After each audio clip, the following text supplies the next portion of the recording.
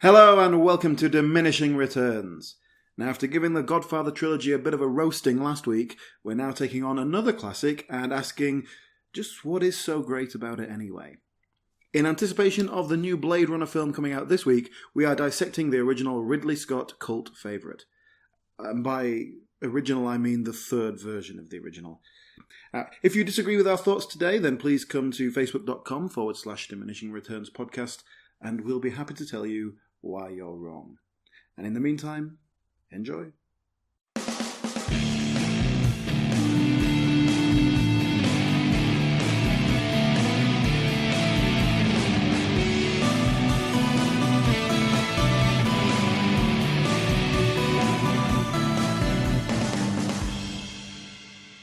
Blade Runner. He's a man. Or is he actually a robot? Oh, yes, he's a robot. Or is he? Says Ridley Scott. This is great. That'll do, actually. Spoiler alert. I was trying to figure out what to do for an intro, but that'll do. Yeah. Hello, we're doing Blade Runner on Diminishing Returns this week. Woo! Diminishing Returns, the show where we review a film and then we come up with an idea for a sequel, maybe, but it's often more of an afterthought, really. So I am Sol, and with me are Calvin. Do you mind if I smoke? I'm doing a quote from the film. And Alan.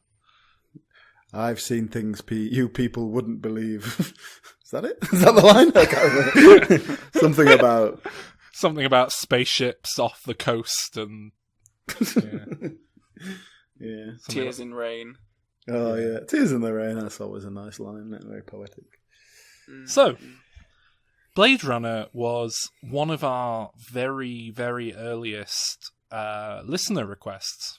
Yeah, well, people suggest all sorts of different things, and mostly we try and because we knew the Blade Runner remake or whatever it's supposed to be was in the works, we kind of held off. Also, because it's shit, and I didn't want to have to watch it again. Well, oh, really? Oh, okay. I mean, I don't know anything about this new film. Do you guys? I mean, it seems to be a sequel. He's playing the same character 30 years later. Should we save discussion of it for after the main film, I guess? I don't have a massive amount of knowledge of what to expect, but... Neither do I, but I don't know if many people do, because it's not as if even the first film is terribly plot-dependent or plot-focused, but I guess we'll get into that. In fact, I was thinking, when I was watching Blade Runner, about halfway through, if we should just, copy and paste our critique of Ghost in the Shell to this episode and just replace Ghost in the Shell with Blade Runner. I wonder if we're going to have a similar sort of discussion. I found a lot of similarities between those two films. So, you think Alan's going to dismiss it, I'm going to dismiss it, and you are going to kind of go with it as a collection of themes and ideas that don't necessarily hold up within a narrative? Yes, I think. Should we just call it a day on that? We may as well. Pretty much summed it. Well, no, we need to have Sol complain about how all Harrison Fords look alike and how there's no artistry involved in the physical depiction of Harrison Ford in film. And the plot stolen from an episode of The Twilight Zone. Oh, I bet it is, you know. Well, okay, should we talk a little bit about how we came to Blade Runner, if we'd seen it before? We normally do that. I'll start. I first saw this film when I was 10 years old, which is not the age you should be watching this film at, but I was recommended it because it's Harrison Ford and it's sci-fi, and you really like Star Wars. Why don't you watch this? It's really not the same thing. Back then, I'm pretty confident my dad had it on video, and I'm pretty sure it was the director's cut, but I kind of vaguely remember there being a Harrison Ford voiceover, so maybe it was the theatrical cut. But then I don't remember the happy ending, so I don't know which version I saw. Which versions did you guys see? Had you seen it before watching it for this review? Yeah, I mean, I came to it a long time ago. It was back when I was a teenager, I guess, and I was getting more and more into film. And so, you go through all those classics and you start working your way through like these films that you know of. And this was one that I watched and it was like, I don't get it. I'll just keep quiet about that because I don't really, because it's really famous and people really like it, but I thought it was shit. I'm just, okay, let's forget that. So then I tried it again since and then didn't like it. And then last year, maybe the year before, I went to see it at the cinema because it was on. I thought, right, I'll give it a chance on the big screen. I took my friend who'd never seen it and it was just interminable. It was extremely boring. And shit still. And by that point, I was a lot more confident in my own opinion, so I was just like, this is shit. I've done that with so many films. And then basically, I just watched it again the other day in preparation for this. And I must admit, my opinion slightly improved. I think I was able to appreciate the visuals a bit more, and there were certain elements of it that I like. I still don't think it's a good film in any way, but it wasn't quite as bad as my previous experience because it was actually one of those open air cinema things, and it was cool. really freezing cold, which I don't think helped the experience. So, Calvin, have you got any films that you hated when you saw when you were younger, but didn't dare go against the grain on, and then you rewatched and were like, yeah, it's shit? I feel like we probably all have one of these as like a film student. Yeah. I don't know. I never liked 2001 very much when I saw that. I still don't really care for it very much, but I don't think I ever pretended to like it. I'm trying to think hard about something. I wouldn't necessarily say I pretended to like something, but I would kind of like, I wouldn't voice. Yeah, but you just keep quiet. You give it you maybe give it a 6 out of 10 on IMDb because you think, well, that's not great, but you're showing that you don't approve, but you're not quite. Yeah, that's exactly it. Yeah. I did that with Scarface. It was one of the first films I came to when I was trying to get into film, and everyone goes on about it, and I sort of didn't dare critique it. Like, I didn't dare get into why it's awful, and I rewatched it again more recently, thinking, no, I'll appreciate it now. I'm a bit more mature and I get films. It's like, oh no, this is a load of puerile shit aimed at 13-year-old boys who think they're it. Yeah, it's fucking dreadful. It's interesting that Calvin, you kind of compared this to 2001 then, in terms of what you were talking about, your experience. I think this falls into a very similar category to 2001, and similarly, I don't really think much of 2001 either. Yeah, it's very kind of poetic, it's very arty and kind of avant-garde, but in a way that it's okay for men to like. Yeah. It's not poncy. I think it allows a certain audience to express something that they don't usually do. I think I might be being a little bit of a snob about that, but yeah. Well, I've had a really weird experience with this film, and maybe you guys can help me with this. But like, I first watched this film maybe 7 years ago, 8 years ago. Okay. So I was about 20. I absolutely loved it. Like, I sat down. I was in a position where I like had nothing. I needed to kill a few hours, and I just had like a film or two, so I was really kind of captive audience, and so I don't know if that factored in. But I sat down and I was just utterly engrossed by it. I thought it was really engaging, really wonderful, just everything about it. I was absorbed by the world, and yeah, I loved it. And I went away thinking, what a wonderful film. It's been in my top 100 films of all time for a while. I rewatched it like last night for this podcast. What did I see in this film? Can you help me? Oh, come on now. It's well, it's okay, but I don't get what I liked it for. I don't understand. Well, I think it's visually stunning for a start. Oh, of course. I'll stand by the visuals. Yeah, it's visually absolutely beautiful. And I think if you are just looking for that kind of sensory experience... But I never am. Well, yeah. It's sort of like watching Koyanis Katsi or something like that, isn't it? It's just a collection of beautiful images. I think it has a lot of ingredients. It's obviously got a great director, great cinematographer. There aren't really any good actors in it, but... no. No, come on. Rutger Hauer's brilliant in this. James Hong is the best best actor in this I'll film. go with that. I'll agree with that. Calvin, who did you say was good in it? Rutger Hauer. He is. I don't get. He's so in the role. It's incredible to watch when he's going crazy at the end and chasing Harrison Ford around that building. He's really going for it. I think it's very admirable. I love what he's doing. I don't think he's great in other things, but here he's Even Sean Young is all right here, and she's appalling in everything else that she's ever done. But then the whole point is that she's supposed to be playing this. Is she? Fembot. Isn't she a replicant? All that kind of stuff. So would you? I mean, you can basically, just for listeners to refresh them, the plot is basically that Harrison Ford is Rick Deckard, a Blade Runner. It's reverse Terminator. It's Rick Deckard is charged with finding these escaped replicants, which are basically robots, and he does that. And he has to hunt them down and terminate them.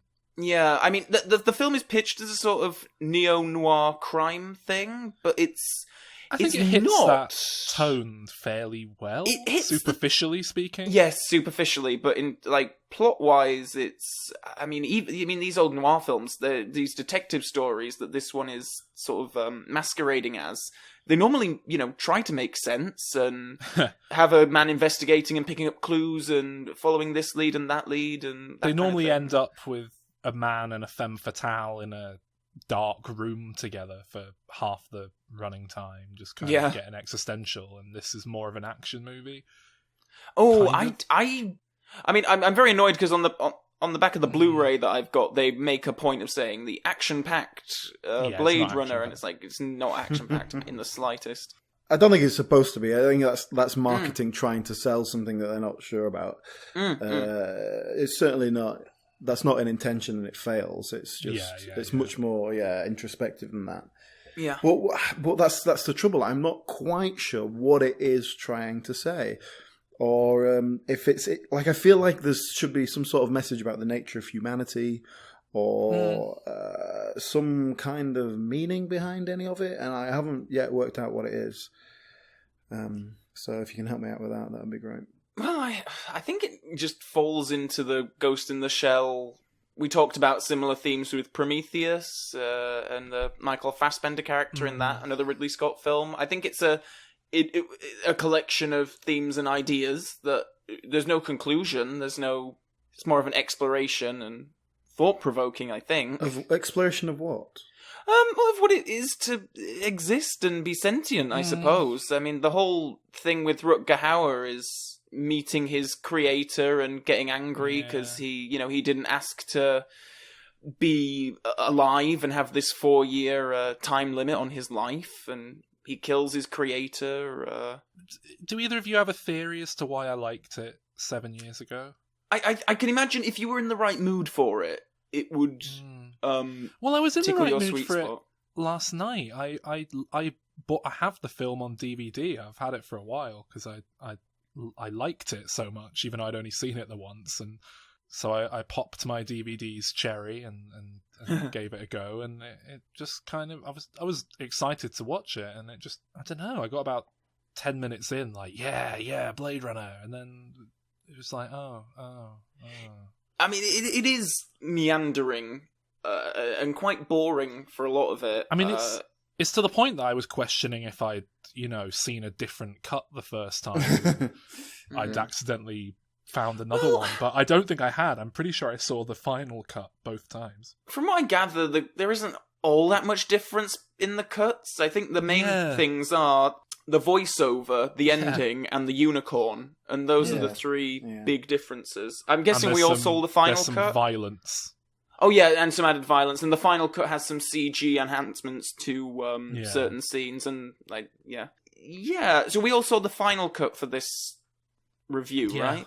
Yeah, it seems to be the definitive one that people go to. I have seen the happy ending and all that. I kind of looked them up at some point and to sort of see what the differences were. So I kind of know what they did with that. And I do prefer the director's cut or the final cut. Well, that's the further confusing thing, because they released the director's cut in, was it 92 or something like that? But it wasn't strictly a director's cut, it was just studio executives were discovering that the film had found a cult following, and sort of just followed some of Ridley's old notes. Well, Ridley was involved. Like I think he gave as much of his time as he could, but he was busy on Thelma and Louise. Yeah. So I think he was giving input. Basically, they found an old work print that was like a test screening cut. So this started getting around, and then Ridley Scott was like, "Will you stop showing that? It wasn't my director's cut. It was just something we threw together before we had a final edit." So, like, if you want a director's cut, then I'll do a director's cut. But then, he didn't quite have the time his schedule. So then the director's cut that they actually released was kind of a compromise between the two. And so then, like, whatever it was, 14 years later or whatever, it was like he sort of finally did it properly. Best he could. Oh, okay. That's interesting. But this is you know how I hate director's cuts, and I think it's just plain bullshit. Yeah. This I can go with it with this one because the studio forced a heavy in, so he's like been able to take all that out. There's certain elements that are like that, but then it's like when you read the notes about the differences, it's like, oh, this scene is 4 seconds longer. This scene has one more line of dialogue. It's like, grow up, like just. I mean, with Blade Runner, it irritates me because, and I know that the other versions were available for a while, but now, unless you want to like pay. Dozens of pounds on eBay for the original collector's set, the only version you can watch is the final cut, and that annoys me. I think they should include at least the original theatrical cut as well as standard. So, obviously the film wasn't received very well when it first came out, but now it's got a huge cult following. Why do you think that the film is popular now? I hesitate on so popular, because I don't know if it's one of those things where the internet tells me that it's a cult film and that it's really popular, but I've never actually met anyone who likes it all that much. Yeah. I mean, I up until last night, I would have said I loved it. Yeah. Yeah. I think it's for people who have no great emotional depth. Oof. The thing is, when I watched it, I wasn't really interested in any depth like that. I just found it interesting and compelling. But that's what I mean. That's why you liked it then and not now, because you weren't. It's not for people who are looking for emotional depth. It's for people who don't who aren't looking for that. But then it's something that makes them think they found it. And go, oh, wow, I think this is really deep, man. But what got me through all the really slow bits then, if I didn't even care about that? I don't know. I mean, it does have a kind of a hypnotic quality to it, I would say. I don't know. I think it is captivating. Do you guys think that the Harrison Ford noir voiceover that none of our versions had would have helped in some way? Because I can understand why Ridley Scott turning in his version of the film to the producers, and the producers would look at it in the studio execs and think, oh my god, what on earth is this? We need to make some sense out of it. We need the voiceover. I don't think it's an entirely bad idea. I don't think this is a case where studio execs came in and ruined something. I think, to be honest, if I was in that position, it's probably what I'd do. Generally speaking, and this is a bit of a generalization, but if you're using voiceover, particularly for exposition purpose, then you've failed at telling the story. And that's not to say voiceover can't be used well, and even if it's for exposition, it can be used. But I think it's not. It's a bit of a last resort, and it has to be done well to get away with it. It's a lazy tool. It's the sort of thing where you go, oh shit, this doesn't make any sense, we better have a voiceover. Well, I don't know. I think, Sunset Boulevard, Double Indemnity, some great film noirs have utilised voiceover. Yeah, I'm not saying, like I say, it can be done well, and if it's done, as in Sunset Boulevard, it basically sets up the suspense of what the hell happens here? And it can work. It's used in Shawshank Redemption, for example, uses it, and it's not particularly necessary. But I still think that's a good film. But I don't think it really adds anything to it. I would have appreciated a bit more exposition in this film. From what I hear, the problem with the voiceover from the theatrical cut is that it's just not very good, and it's exactly what you said, Alan. It's that's because it was slapped on by the director didn't want it, the actor didn't want to do it, so it wasn't a well done piece. Interestingly, one of the more interesting things in the documentary I thought was they have the producers talking about how they insisted on the voiceover and all this kind of stuff, and then they cut to Ridley Scott saying like, "No, it wasn't the producers, it was me. Of course, I wanted the voiceover. You don't want people to misunderstand your creation." So I'm not quite sure who's telling the truth there. That's weird. I can't imagine. Was that an interview recently or from the time though? 2007. I mean, the voiceover was in the script. In both versions, there had two writers work on the film, and in both versions of the screenplay, there was voiceover, but that voiceover wasn't the one that was used for the final version. They got some other guy in to do that. Well, I will say, if I'd been in that test screening back in the day, I probably wouldn't have liked that ending. Because the one thing I remember is, as much as I loved the film when I first watched it, I really hated the ending, and I was really thrown by it. I thought, well, that's just ruined the film. And I went away for 15 minutes and really thought about it, and slowly came to the conclusion that I was given everything I needed, and that the ending was fine, and it didn't matter. But for whatever reason, I was really like, what, you're calling it a day there? That's a shit ending when I first watched it. And so I don't know, I maybe that audience just needed, like, 15 minutes to digest the film that they weren't given before filling in those cards. Possibly. Can we talk about one of the big element of the film, and that is the debate as to whether Harrison Ford's character is a replicant, is a robot? I was going to say, this is something that's conclusively answered in the final cut, isn't it? I think it was a question in the original version of the film. Yeah. Oh, okay then. Huh.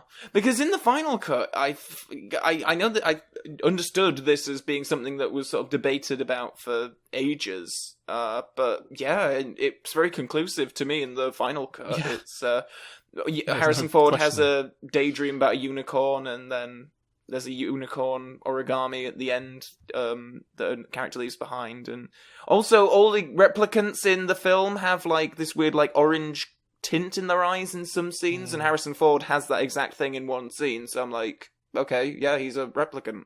Well, here's my thoughts, right? When I watched it last night, I was very much thinking, all right, let's have a think about this, is he a replicant idea or not?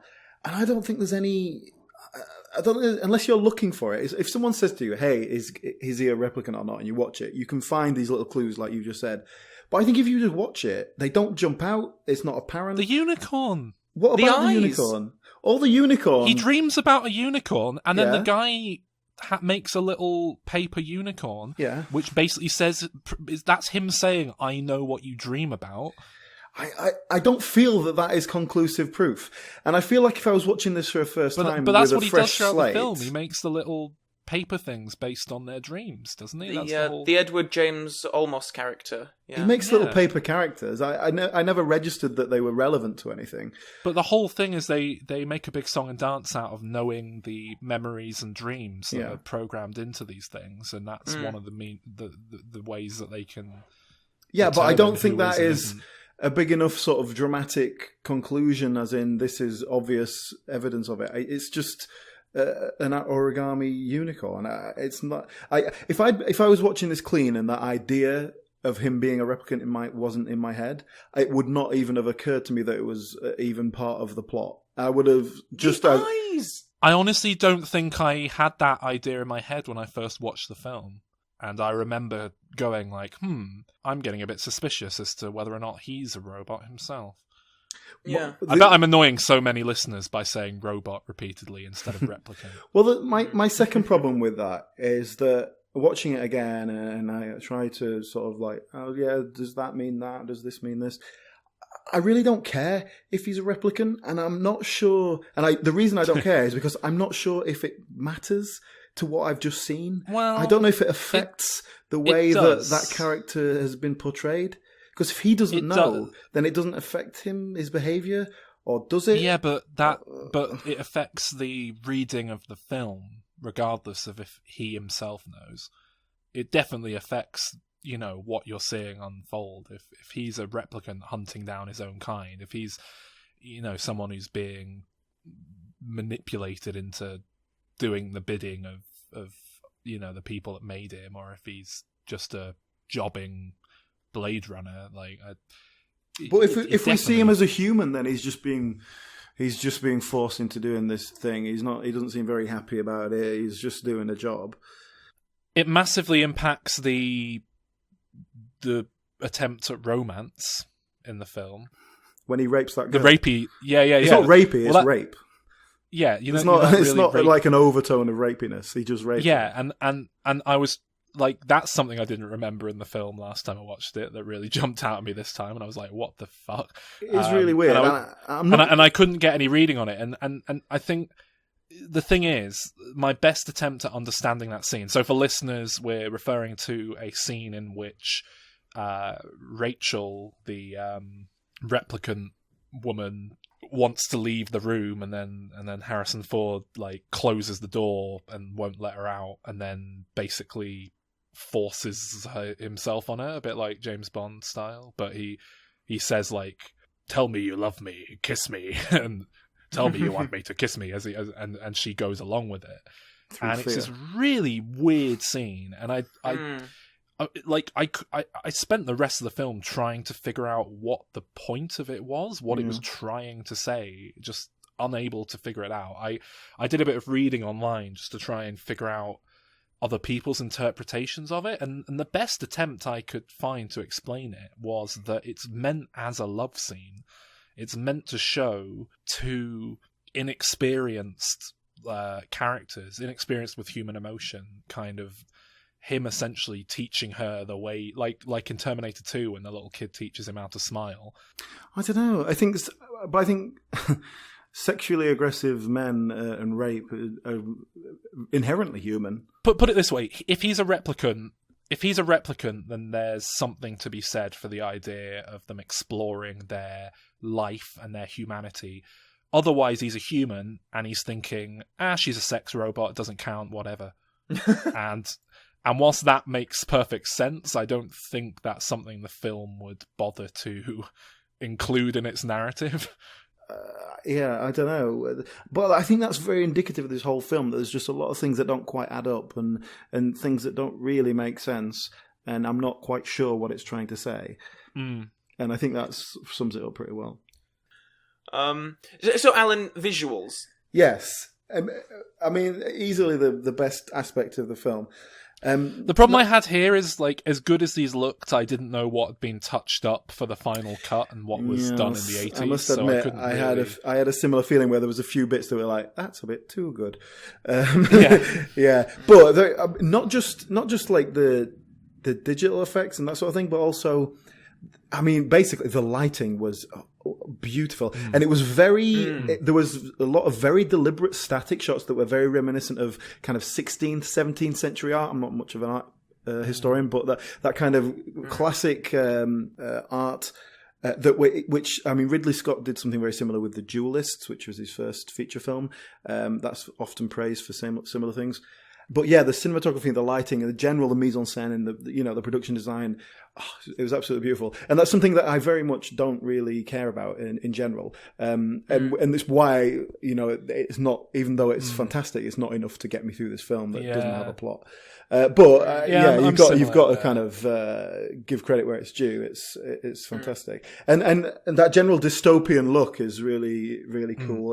It's kind of been oft repeated. Obviously, it's got. I mean, go back to Metropolis. It's forebears, but it is the classic. I mean, look at the Ghost in the Shell film. In terms of those like giant screens in the city with Japanese women eating things, it's like it's exactly. Well, I made a note of those. That's just London now. If you're in a train station, you go up the escalator thing at a train stop. They've just got like Japanese women on big screens eating sushi. Yeah. I think, like, in the documentary, you spend a lot of time talking about the model work and all that kind of stuff. And I think even in the final cut, a lot of it, like, Ridley Scott didn't George Lucas it and, like, remove all the model work and put in all CG. No. The CG was only used to enhance certain effects, if they could remove a wire here or there or whatever.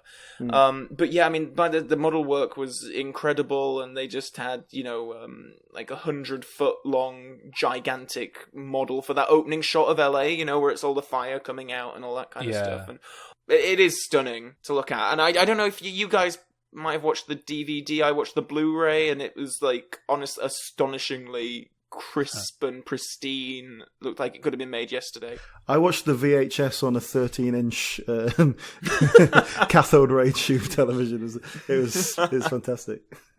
Yeah. I've made a note actually how much I like the opening scene where that guy's interrogated with. I think that's a really cool. Why scene. is that scene so great, but the rest Why? of the film's boring? Well, that scene's a good hook. It's like It's really good, isn't it? We've spoken Really about this before. compelling. I think Ridley Scott makes good individual scenes. He makes good, like, all that stuff when that woman is running through and Harrison Ford shoots her and she falls through the glass. Like, all of that, I'm really excited. It's a really lovely scene.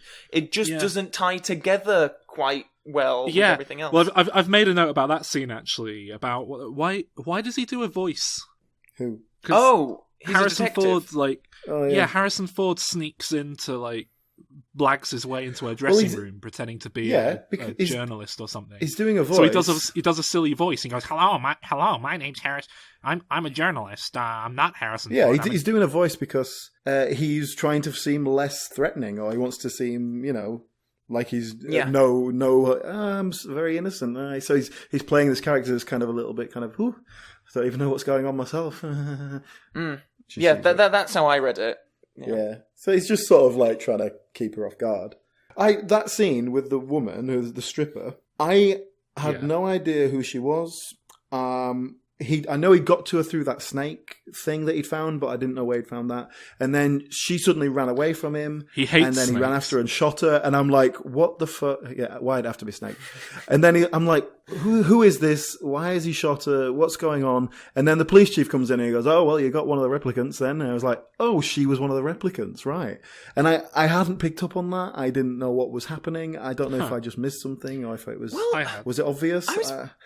I was very confused. You know that they have that whole scene where he's looking at those black and white photographs and he's like zooming in and increasing the resolution as he goes further and further in. She is in one of those pictures. Yes, somehow that leads him to her, but I don't know how. Yeah. I'm not quite sure. Apparently, there was a whole scene planned where we were going to see her performance with the snake. So it was going to be this huge, elaborate, like, Busby Berkeley musical number with her and the snake and all of these sci-fi elements, but they couldn't afford it. Yeah. So they just have Harrison Ford turn and look over at some lights and a voiceover. Which isn't great. But, that didn't make it. I didn't know what the hell was going on, and then he sort of murders someone. It's like, what? Yeah. Okay, I'm glad it wasn't just me. But yeah, let's talk about that photo enhance scene. We do love a good bit of increasing resolution, don't we? It's not just that, it changes the angle on the photo, like it goes into the photo and moves around something so you can see it. It's like he goes into a reflection in the photo and then changes the angle and then enhances it. It's Yeah. What I like about it is that it's like, oh yeah, it's the future, we'll have voice-activated technology. And it's just incredibly slow and clunky. It's just like, okay, right 32 degrees. No, back a bit. Stop, enhance. Oh, God. It's like use who's a mouse. on first. It goes on forever. It is like, far too long. It's like Sideshow Bob stepping on rakes. It's just like...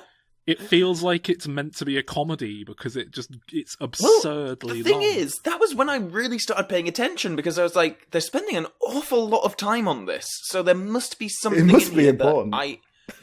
And then it kind of isn't. He just finds the snake woman and shoots her and that's it, really. That's all it leads to as far as I'm aware. Yeah. I think that's... and we don't even know how it leads to her, really. No. This is the thing, like, it's one of those annoying films where I come away from it and think, oh god, I should have been paying more attention, and then I'm like, wait a minute, I left my phone in the other room deliberately so I wouldn't be tempted to look. I was watching it and paying attention the whole way through, and I still thought it was alright. You know, I've been sat here sounding like I don't like it anymore. I thought it was okay. Oh yeah, it's really easy to critique it and point out the narrative flaws, but as a viewing experience, I did really... I don't really enjoy it. I enjoyed it. I liked sitting there. It's just dropped from one of my favourite films to like a passable 7. That's basically what's happened. Senor Sevens. Siete. It was. I just found it too boring. Basically, that was its biggest crime. Because if it whips along, it was very dry. Okay, here's one thing I do like. I like that Deckard as a character. he's not a fighter. He gets beaten up by everybody he comes across. And I like that. And at the end, when he's sort of struggling to survive and like he's in the fight, it is very much he's just getting the shit kicked out of him, and he just wins by default. But I kind of like that, especially in the 80s. He's not like a super cop. He's just a bit of a shitty bloke who gets his face kicked in every time he tries to arrest someone. Or, you know. Well, I do wonder whether a different leading man might have benefited the film, because Harrison Ford does fit into that action hero Sylvester Stallone sort of. He's Indiana Jones, he's Han Solo. But I think that's what Harrison Ford's career is built on, that kind of everyman vibe. Because because Han Solo and Indiana Jones, they're not like superheroes. They're kind of normal guys who kind of have to come up and deal with this situation. Like, I think that's what Harrison Ford's career is built on, really. And I'm not a big fan of Harrison Ford. I think he does what he does very solidly, but I've never seen anything particularly interesting from him. And that goes to this as well. And perhaps, I don't necessarily think that's bad for this film. And perhaps if he's supposed to be a robot, then it makes sense. You probably want quite a bland leading man for this film because it's not really about him. The problem is that the film hasn't quite figured that out. I honestly don't know what this film is trying to do. Okay, here's another thing, right? In order to identify a replicant, they have to go through this very complex kind of emotional survey where they ask them questions about turtles dying. But why don't they just build them with a question like Operation Code 321, are you a replicant, yes or no? Yes, affirmative, I am a replicant. Yeah, problem solved. Why don't they just have a remote self-destruct button? The other thing is, right, we see in the film that they have the ability to withstand extreme heat and cold. Two of the different replicant characters put their hands in something, one that's incredibly freezing cold, one that's boiling hot, without any injury or apparent pain. So I'm pretty sure you could use that to identify. You're absolutely right. But then you end up in like witch trials. No, that's it. Well, if they're scalded, they're human. But if they survive the burning at the stake, then they're a replicant. I'm sure you can use that basic concept that they are obviously very physically different to humans and find a way to test it in some way that is relatively harmless. Couldn't they do like a blood test? This blood has got serial numbers on it. They're blood cells. Apparently, you'd have to go down to like microscopic elements to see the replicants. I don't know if they've got like. But we are very capable of getting down to microscopic elements, so that shouldn't be a problem. Well, because they have this like empathy test, and to be honest, I was watching those scenes thinking, I don't know if I'd pass an empathy test. Well, yeah, and human beings have different levels of empathy. You know, what if the person's a sociopath that they're talking to? Yeah. Well, do you know what I was trying to figure out? When I was trying to figure out what the deeper meaning of this, I was trying to figure out if it was something about sociopaths, like a psychopath test. And that's what it was. And like, is the guy who's chasing them actually a psychopath? And that's why he's able to do this job where he just kills people. And like, I thought that might be some sort of analogy. I couldn't quite make that work either, but it's better than what they do. So, Okay, here's another thing, right, about the replicants. Obviously, they're indiscernible from humans. That's kind of the whole point. And Leon, who I quite liked, and we say in that interrogation scene, and then the stripper, they come across as very human. But Roy Battersby and the other one, Daryl Hannah, they are both distinctly not very human in their behaviours. Like they both just seem really weird and off. I'm pretty sure that the sex bot one. Like, is it possible for replicants to be autistic? Because she's definitely not quite right. She's just sort of a bit like. But I guess if they're supposed to be like socially awkward because they haven't learned properly yet, is that the idea? I don't. Yeah, it's just. I think they are meant to be developmentally stunted a bit. Certainly. I do love that Daryl Hannah character, though. I thought she was brilliant. Why? With the makeup, when she's like flipping around and trying to crush Harrison Ford, and she gets his fingers like right up his nose at one point. It's just really weird. It is. It's just really weird, though, isn't it? That's what... It is really odd. What was Do you know what my favourite thing in the film is? I reckon you can probably guess. Yeah, the little when we go to JF Sebastian's house and he has these little dwarves running around. Yeah. Honestly, I thought they were brilliant. Like, like the They're so movement good. of them was great. I don't know if they were mime or what, but I love thought they them. were really good. Or mimes. I like the I love the terms. teddy bear one the most, but I do like yes. the one with the big cock nose as well. I'm moving on to kind of the end scene where they have the big confrontation now. Are we ready for that? Yes. Because this is one thing I like. You know when you get cramp in your hand and you just ram a nail through it and that sorts it out? Yeah? You ever done that? Like I like that. I like that he's kind of knows he's dying or it feels himself going. Yeah, but I didn't he's get like shutting down. I didn't get how ramming a nail through it would do any good. Like, Adrenaline. To be fair, I don't know. you're not a robot. But why does that help? Well, you know, sometimes a machine, you need to like stick a bit of wire in it and jiggle it around. Was it just like making an electrical Get the parts connection? moving. It's like when you take an old video game cartridge out and you blow in it. Can we talk about the dove at the end? Where the hell does that dove come from? He's been keeping it in his compartment. Well, I mean, he is literally in his like boxers through most of this end scene, and then all of a sudden on the roof he has this. He's a robot. He's got a compartment, and he keeps. It's not a real dove. It's a robot dove as well. When you said compartment, I thought you meant like you were making like a budgie smuggling reference, and he was like keeping it down his crotch for. He was. Yeah. Just such an occasion. Apparently, it was just Rutger Hauer's idea, and he wanted a dove to hold for the scene. So they were just all right. No, yeah, like, it tell you what it give Rutger is. a dove. It's Rutger Hauer. The whole point, he's trying to learn the ways of the humans and understand humanity and what it is to be man. He only knows how to do that from watching John Woo films. No. So along the way, he becomes fascinated with things like humor, jokes, love, magic. and he becomes an amateur magician. And so he starts carrying little like magic tricks around on him at all time. If you look in his boxes, he's got like a big coin that you can pull out and go, "Oh, what's this? Is behind your ear." He's got some trick playing cards, and he has a dove down there at all times, just to No, but this really summed up the film for me because it's like we're in the middle of this tense scene, they're having a confrontation, and then it sort of cuts to him, he's shirtless, he's in the rain, and he's holding a dove.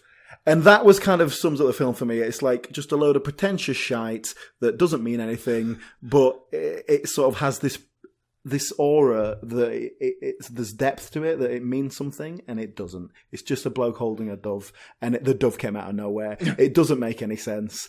I don't know what the fuck it was trying to say, and it looks stupid. Can we talk about the famous monologue? I've seen things you people wouldn't believe. Which I did actually like that bit. Yeah. I thought it was a very poetic. I thought it's a nice idea. Yeah. And I love the famous line, like tears in the rain. Yeah. But don't you think it's undermined a bit by how he about the lines before it are like, I've seen flaming just meaningless attack on ships shores on fire nonsense, off the yeah. shoulder and I've of seen Orion. the sporaggledy bibs of Gunaugalong. I watched sea beams glitter in the dark near the Tannhauser Gate. I watched the man moon people of Araugamon off the. It's just like No, what? Fuck I off. really liked it because he's saying all this amazing, incredible stuff that no human has seen. And But it doesn't. It experienced. It That's the sounds trouble. like It's meaningless nonsense. It sounds like he's talking about no watching idea what episodes it of Doctor Who.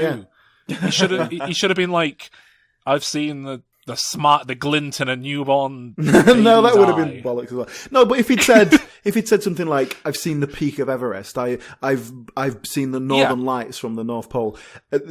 He's basically saying, "Look, in my short time, I've lived more than you ever have. Like, who is more human?"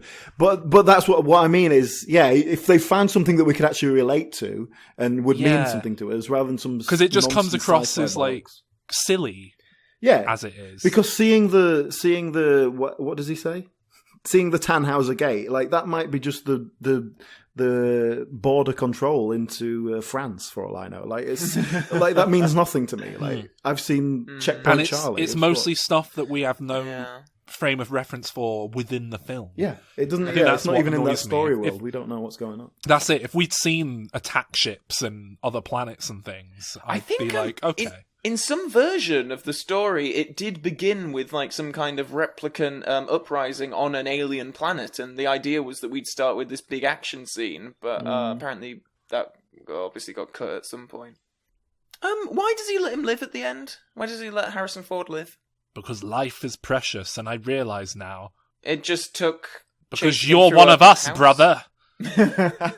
It just took chasing him through a house to realise that? Did he only come to that realisation at the very end, or was he chasing him through the house to be like, oh hey, it's fine? He had to scan him, but like you have to get up really close to scan. So he finished scanning him to see if he was a fellow replicant, and he was like, oh okay, you're one of us. Anyway, that's it. Harrison Ford and Sean Young run off, and Harrison Ford runs into the sequel. Sean Young does not. So shall we? So has anyone seen a trailer for Blade Runner 2049? Has anyone seen Blade Runner 2 through 2048? Hey, badum.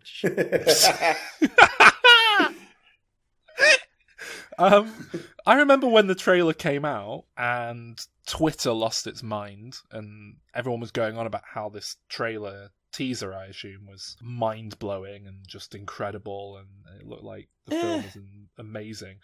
I only saw it for the first time in front of something at the cinema that I went to see the other day. I thought it was completely and utterly unremarkable. Kind of just looks like a Blade Runner sequel. I mean, I guess visually it looked like it was pretty. Oh yeah, I mean, it looks great. I never understood anyone who gets excited about films. And I say that as someone whose passion is films. but in that very immediate sense of, oh my god, I can't wait to see that, I've never felt that about anything. Why not? Because I just don't care enough about this. Weren't you like that with Alien Covenant? No. What's the most excited you've ever been to see a film? What was the film? I don't know. I don't really get excited about anything. Well, anyway, Harrison Ford is in it as an old man, so I don't know whether old replicants age. Well, yeah, that's just it. Do they age? He's had himself done up. Their skin ages, like but the man. endoskeleton underneath is doesn't. He's got very brittle bones. But from what I understand, Ryan Gosling is the lead. Like, he's the main character. I don't know if they're planning a franchise with this or what. It's the director of Arrival, which is the one thing that makes me actually quite interested to see it. Yeah. But Jared Leto makes me a bit worried about it. Got to be honest. He's a top actor. So, Calvin, give us your pitch. Right, okay. So this is a direct sequel to Blade Runner set several years after the original. So we open the film on a desert, and we follow a young female as she goes about her business. We see that the land is either sand or junk, and this is basically the Sahara Desert, and it's being used as a giant dumping ground. Now, we're going to call our hero Daisy, and do you know why we're calling her Daisy? Because Hal fancies her. Daisy was the first. Oh, that's right. Sound. Yes. Cool. Anyway, in my film, Daisy has a crappy job sorting out junk in this dumping ground, and we find out that she is in fact a replicant. Some other people around here are too, and it's basically replicants go to this desert to live out the rest of their lives. It's kind of like an open secret that a lot of the inhabitants of this desert land are replicants, but as long as they keep their heads down and cause no trouble, they'll be fine. Now, Daisy hears stories about Rick Deckard, Roy Batty, and Rachel, who's the Sean Young character, and we quickly discover that they hold legendary status amongst replicants. Now, it's just an ordinary day when a new character, let's call him John, arrives in the area and starts yelling to everyone that the Blade Runners are coming, and they're going to destroy... My space! and they're going to come and try and destroy every replicant that they can find. John is a human, but we'll find out why he's, in spot of replicants later on. And just as he's explaining this to Daisy, indeed, the Blade Runners, which are now an army, attack, and they've got ships that they come in and shoot lasers and stuff. Attack ships. What do they look like? What's their armor like? Do they have armor? And it's razor blades. Basically, the armor is razor blades. And they run everywhere. So they're like the Mad Max bandits. Yes. Anyway, Daisy and John run away to find the best available ship to get away quickly. But this ship is blown up in front of them, so they must resort for the nearest vehicle, which we see as Rick Deckard's car from the first movie, which is in this junk pile. Now, and we have an exciting action sequence through the air, and Daisy and John manage to get away. They're up high in the air when the car is dragged into another larger ship using a tractor beam. Daisy and John hide as the hatch is opened, and in step Harrison Ford as Rick Deckard and Edward James Olmos as Gaff. And Harrison Ford says... He says, "We made an old friend." And no, he says... Almost looks her. No, he says, "Gaffy, we're home." And then Gaff replies with, and now we find out that Gaff is actually much hairier than when we last saw him, and now only communicates in roars and grunts. So, Daisy and John can't believe that they're meeting Rick Deckard. They learn that he is no longer a Blade Runner, and that then John exposits that the Blade Runners are now an evil empire, and they've almost completely turned the moon into a giant base and plan to fire a laser beam to the Earth that will destroy every last replicant on the planet. Rick insists the group go and visit his friend Maz Kanata to find out more. Is she like a giant minion? Yes. And meanwhile, we get further exposition where Rick informs Daisy and John that he and Rachel created a child together, Adam, and that child is now the leader of the Blade Runners.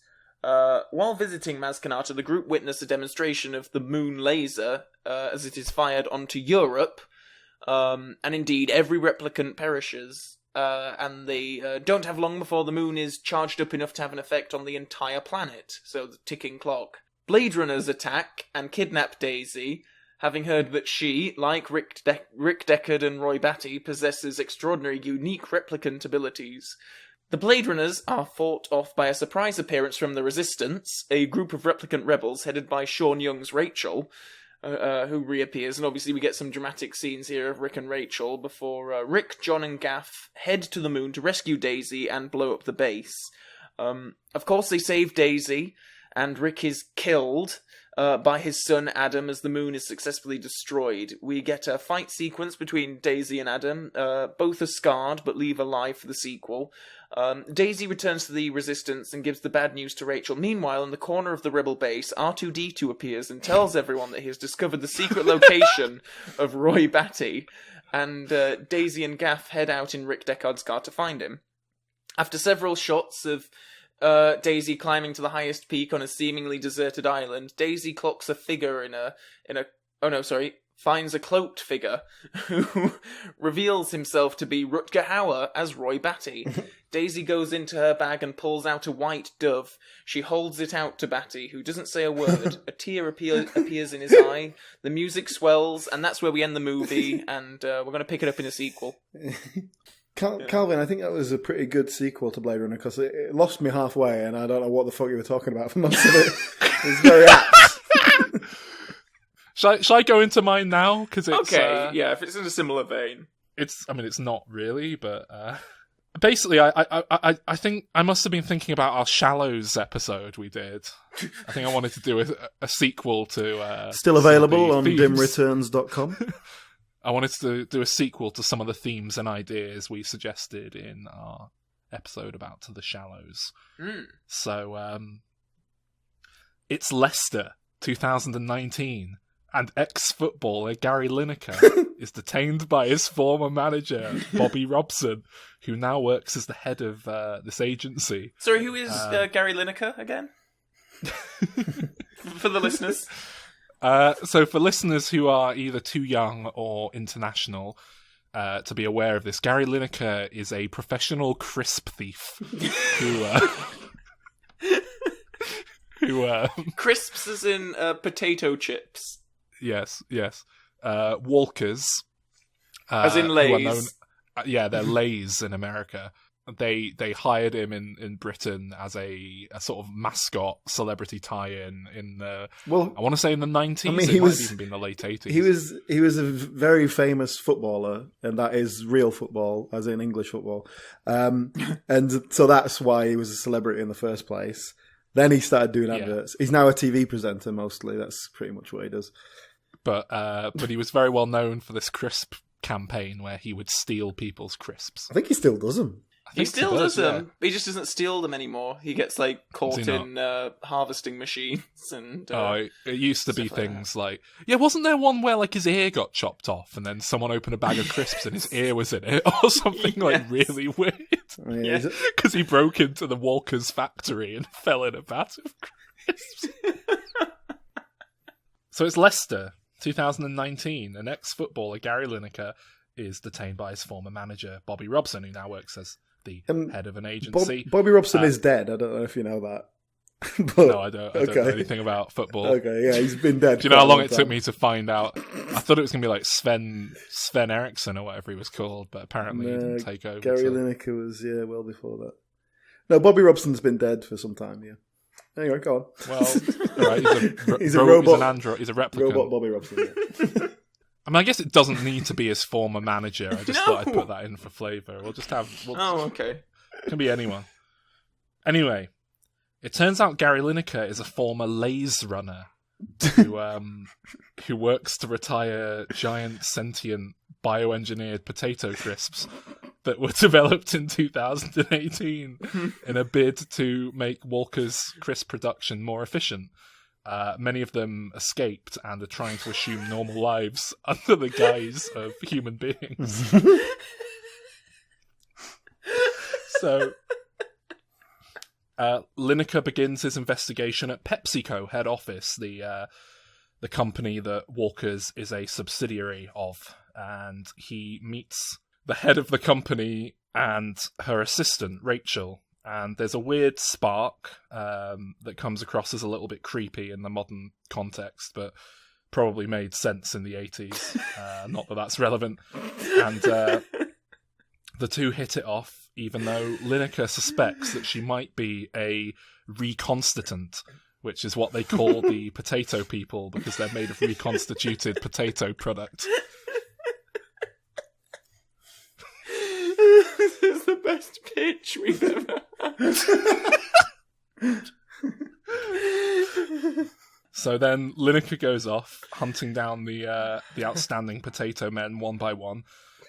He hunts down Smokey Beckham, he hunts down Cheesy Owen, and of course Johnny Vegas. What? It's a little nod to Sex Lives of the Potato Men. Oh, God. Anyway, Lineker then spots Rachel in a crowd, and he's attacked by a man made of twiglets. And Rachel kills the twiglet and saves him. Then they have a weird scene where Lineker goes weird and won't let her open the door, and he gets really predatory. And he tells Rachel to tell him to eat her, and that she wants him to lick all of the flavouring off of her before crunching down really hard, so she does it. And so that's that. He then hunts down the big bad at the end of the film, and he knows they're in a flat full of weird sentient toys that were given away free in bags of crisps in the 90s. So they're mostly pog men, but there's also a big Jar Jar Binks with a tongue hanging out that's just covered in dust and shit and isn't sticky anymore. Did you get stuff like that in crisps? The only thing you ever got a crisp was a £5 note in a little bag. No, you sometimes got pogs in your packets of crisps, and you got those Jar Jar Binks things. Was cereal. Yeah, it was in everything. Those Jar Jar heads were in everything. They were in packets of crisps. No, they were in cereal. They were on the Beano. Cereal. No, they weren't. They were on everything. You could get them on the Beano. Oh shit, they were in crisps. Were they supposed to be though? Is it when like you find a mouse in Kentucky Fried Chicken? Anyway. So they point him to their leader. They say their leader's behind this door. He's confronted by a big mirror, and Sultan Lineker is staring back at him. And it turns out he's a constituent too. And he has this existential moment, and depending on which cut of the film you're watching, in some there's like a really bad voiceover comes on and explains how he's feeling really sad and having an existential crisis. But in other cuts of the film, it's a bit more subtle. And tears in his eyes, he opens wide and begins chomping down on his shoulders, eating himself, eliminating the last constituent, not because it's his job, but because he can't help but eat delicious Walker's crisps when presented with them. You know, we said we wouldn't let the adverts affect the content of the show.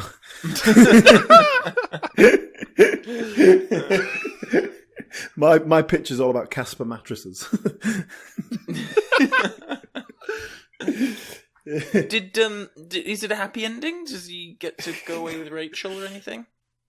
Well, he eats Rachel and then he eats himself. He eats himself, so it is delicious and that's good, but he is dead, so, you know. Oh, I didn't realise that he actually destroyed her when he ate her. I just thought he was sort of nibbling. Nah, he eats her. You always go too far with these things. It's horrible. It's carnage. Yeah. So, Alan, how are you going to follow that, Alan? Well, I'm going to do something very different that doesn't involve sentient crisps. No, what? I thought we were all going to do Gary Lineker chasing crisps. Okay, so my story will centre around a young man. He could be played by Ryan Gosling. Just, you know, that kind of everyman, you know. The backstory we get for this guy is that when he was born, he had some sort of medical problem, and basically it meant he had to have his legs amputated. So this is the future, remember? So he's got fake legs. He's got replicant legs. And they look and work just like human legs, but because the use of replicants is putting people out of jobs, because they're being used as cheap labour. There's kind of a general mistrust of the whole thing, and there's been a big backlash against it. And so there's a very hostile atmosphere towards replicants and anything to do with it.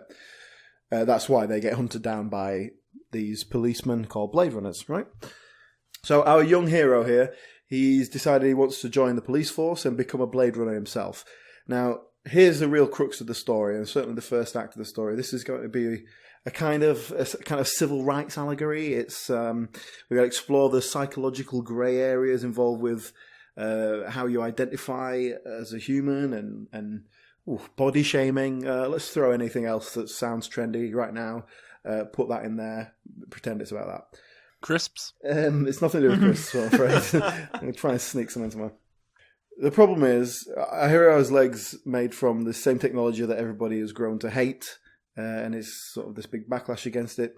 And it's generally accepted, you know, it's a good thing, it helps disabled people, and the technology itself is fine, but it's kind of all under great scorn. It's a bit of an unspoken, dirty little secret kind of thing. Now, the way we're going to tell this bit in the first half is the hero's journey will be through police training.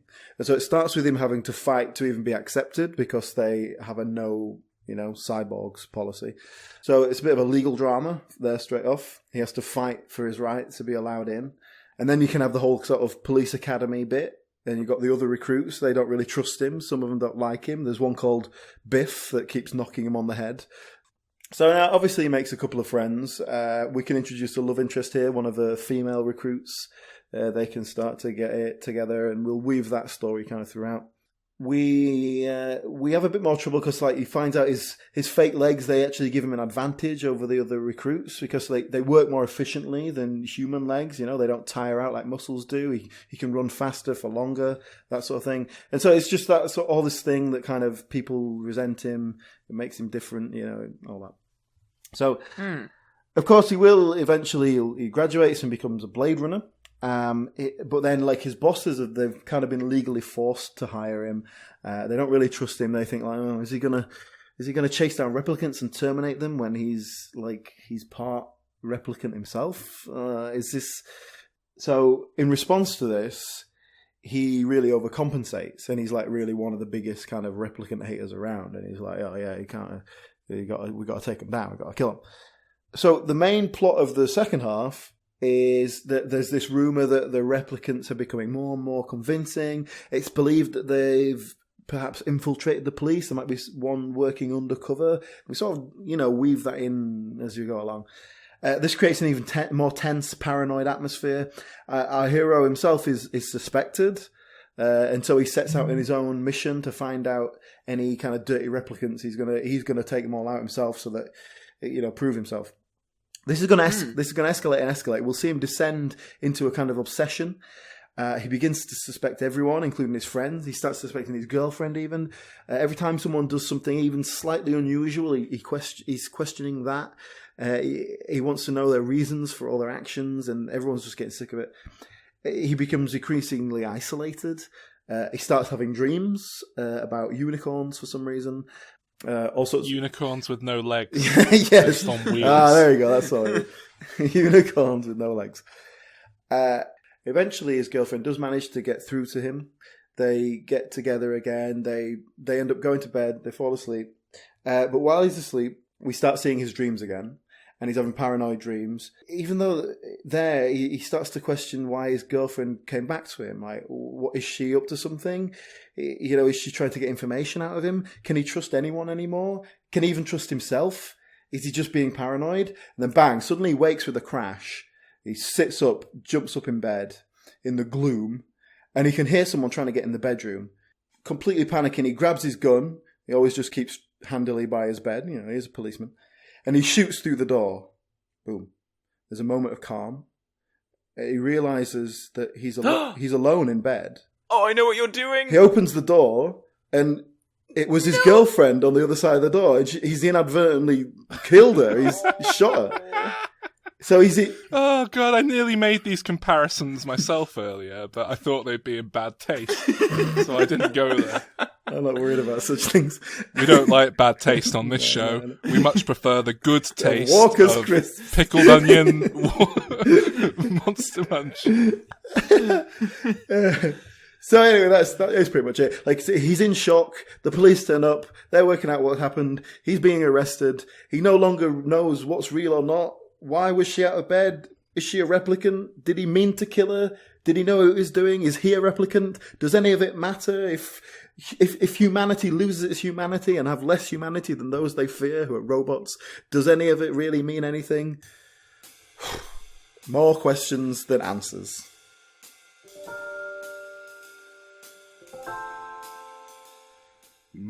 Questions. What exactly is Blade Runner trying to say? If you know, please do come and tell us at our Facebook page or on Twitter, where we can be found by searching for Diminishing Returns Podcast. And of course, there is always our very own website, dimreturns.com, where you can get all our back episodes and reviews of the latest releases and lots more. And do come back next week for a dramatic change of pace as we take on a bizarre and long-running horror franchise.